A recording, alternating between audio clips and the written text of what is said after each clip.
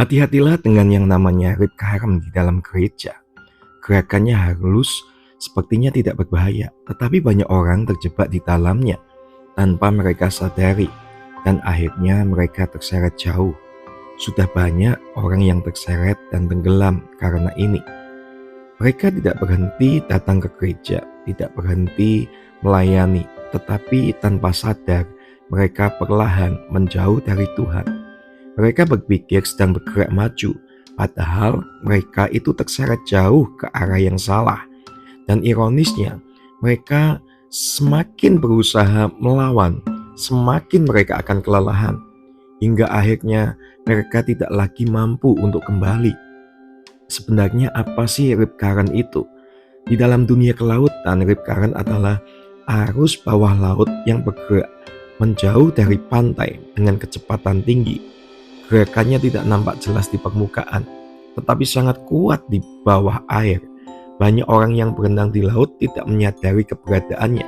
Tiba-tiba saja mereka terseret menjauh dari pantai saat panik. Mereka berusaha berenang melawan arus, tetapi semakin mereka berusaha, semakin mereka kelelahan, hingga akhirnya mereka tidak lagi punya tenaga untuk bertahan. Ingat sebuah peristiwa terseretnya 13 pelajar SMP Negeri 7 Mojokerto di pantai Trini Gunung Kidul, Yogyakarta. 28 Januari kemarin, mereka lagi asyik bermain air di pantai dan mereka akhirnya terseret rip current sampai ke tengah lautan. 4 siswa tenggelam dan meninggal dunia. Mereka tidak dihantam oleh ombak besar, mereka juga tidak terseret oleh tsunami. Mereka cuma terjebak dalam arus yang nyaris tidak terasa sampai semuanya terlambat. Dan hal yang sama bisa terjadi dalam kehidupan rohani kita. Lihatlah Marta, ia sibuk melayani Yesus.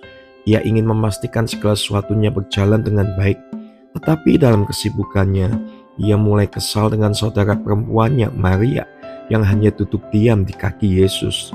Ia berkata kepada Tuhan, "Tuhan, tidakkah Engkau peduli bahwa aku melayani seorang diri? Suruhlah Maria membantuku." Tetapi apa jawab Yesus? "Marta, Marta, engkau khawatir dan menyusahkan diri dengan banyak perkara. Tetapi hanya satu yang perlu. Maria telah mengambil bagian yang terbaik yang tidak akan diambil darinya." Lukas 10 ayat 41-42. Itu Marta sedang terseret getaran rohani, kesibukan yang terlihat rohani, tetapi perlahan menjauhkan hatinya dari Tuhan. Pelayanan yang seharusnya mendekatkan Marta kepada Tuhan justru membuat ia kehilangan fokus. Ini adalah bahaya yang nyata dalam kehidupan banyak orang percaya, bahkan pelayan Tuhan sekalipun. Mereka terus bergerak, terus sibuk, terus melayani, tetapi sebetulnya mereka semakin jauh dari Tuhan. Tapi bukankah kesibukan Marta itu juga perlu ya? Kalau tidak ada yang memasak, bagaimana Yesus dan murid-muridnya makan? Memang benar, tapi masalahnya bukan apa yang Marta lakukan, melainkan kemana fokus hatinya. Yesus tidak menegur Marta karena dia memasak atau melayani, tetapi karena dia khawatir dan menyusahkan diri dengan banyak perkara. Lukas 10 ayat 41.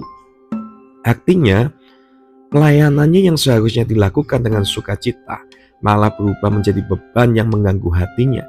Bahkan Marta sampai mengkoreksi Yesus, seolah-olah Yesus yang salah karena tidak menyuruh Maria untuk membantunya. Ini menunjukkan kalau fokus Marta sudah bergeser. Ia lebih sibuk dengan pekerjaannya sendiri daripada menikmati hadirat Tuhan Yesus. Coba kita pikir, apakah Yesus akan membiarkan murid-muridnya kelaparan jika Marta memilih duduk dengan Maria mendengarkan Yesus menyampaikan pengajarannya? Tentu tidak. Yesus yang memberi makan ribuan orang dengan 5 roti dan 2 ikan pasti juga akan memperhatikan kebutuhan makan murid-muridnya.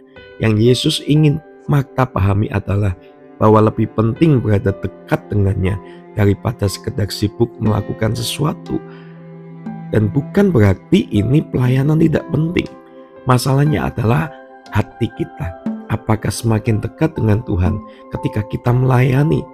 Jika seseorang terjebak dalam lingkaran di laut, cara terbaik bukanlah berenang melawan arus, karena itu hanya akan membuat kita semakin kelelahan. Sebaliknya, berenanglah ke samping, keluar dari arus, lalu kembalilah ke pantai dengan aman. Begitu pula dengan kehidupan kerohanian. Jangan berpikir bahwa semakin sibuk di gereja berarti semakin dekat dengan Tuhan. Berhenti sejenak, berdiam diri, kembali kepada kasih yang mula-mula, duduk di kaki Yesus, dengarkan Dia berbicara, bangun keintiman dengan Tuhan. Perhatikan, Tuhan tidak akan bertanya seberapa banyak engkau melayani, tetapi Dia akan bertanya, seberapa dekat engkau dan aku. Pastikan posisi kita benar dan kita tidak sedang terseret oleh lingkaran rohani. Dalam nama Yesus, haleluya, amin.